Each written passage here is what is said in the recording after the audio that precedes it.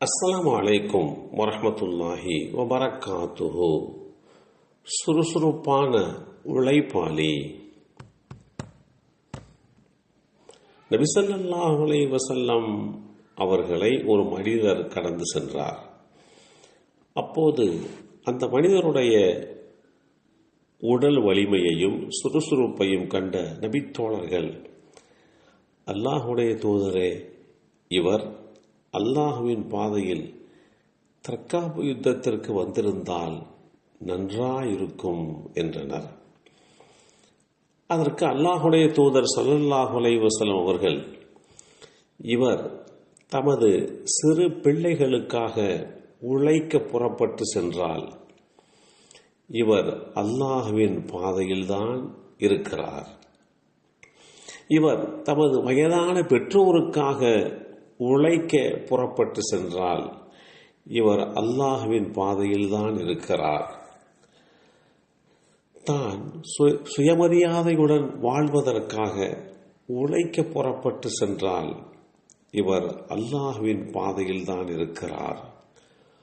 முகஸ்துதிக்காகவும் பெருமையடிப்பதற்காகவும் புறப்பட்டு சென்றால் இவர் ஷைத்தானின் பாதையில் இருக்கிறார் என்று கூறினார்கள். இந்த செய்தி ஸஹீஹுல் ஜாமி' என்ற நூலிலே 1428 என்ற எண்ணிலே பதிவு செய்யப்பட்டிருக்கிறது. உடல் வலிமையுள்ள ஒருவர் சுறுசுறுப்பாக தம்முடைய பிள்ளைகளுக்காக, தம்முடைய பெற்றோர்களுக்காக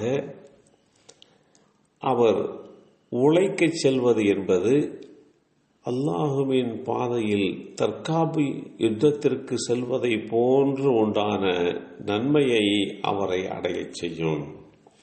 அத்தகைய நன்மை அவரை அடைந்து கொள்கிறது என்று குறிப்பிட்டிருக்கிறார்கள்.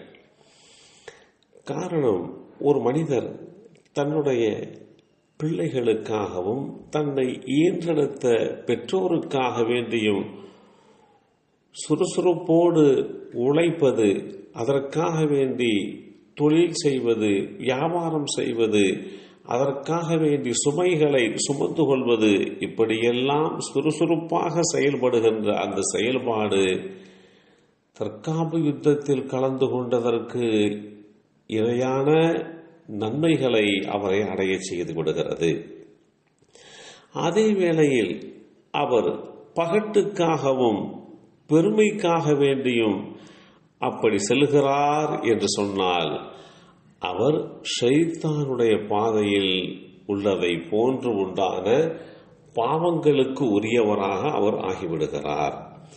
ஒரு இஸ்லாமியர் தொழுகை, நோன்பு போன்ற வணக்க வழிபாடுகளில் கவனம் செலுத்துவதை போன்று தம்முடைய பிள்ளைகளுக்காக வேண்டியும், தமது பெற்றோருக்காக வேண்டியும், தம்முடைய மனைவிக்காக வேண்டியும் இவர்களை காப்பாற்றுவதற்கு, இவர்களுடைய வாழ்வாதாரத்திற்கு சுயமரியாதையோடு வாழ வேண்டும் என்பதற்காக வேண்டி, இவர்களை வாழ வைக்க வேண்டும் என்பதற்காக வேண்டி சுறுசுறுப்பாக உழைக்கச் செல்வது சிறந்த அறப்போர் என்று இஸ்லாம் தெளிவுபடுத்தி காட்டுகிறது.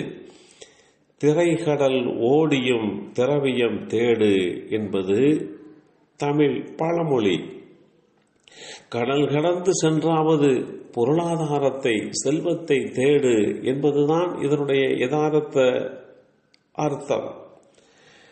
இப்படிப்பட்ட விஷயங்களை ஒரு மனிதர் புரிந்து கொண்டு அவர் உழைக்க முற்படுகிறார் என்று சொன்னார், சம்பாதிக்க முற்படுகிறார் என்று சொன்னால் அவர் நன்மையிலே திளைத்திருக்கிறார் என்கின்ற செய்தியை அல்லாஹுடைய தூதர் ஸல்லல்லாஹு அலைஹி வஸல்லம் அவர்கள் தெரிவித்திருக்கிறார்கள். எல்லாம் வல்ல அல்லாஹு தஆலா சுறுசுறுப்பாகவும் உடல் வலிமையோடும் இருந்து உழைத்து சம்பாதிக்கக்கூடிய நல்லோர்களாக நம்மையும் நம் சந்ததிகளையும் அல்லாஹ் ஆக்கி வைத்தருள் புரிவானாக. அஸ்ஸலாமு அலைக்கும் வரஹ்மத்துல்லாஹி வபரகாத்துஹு.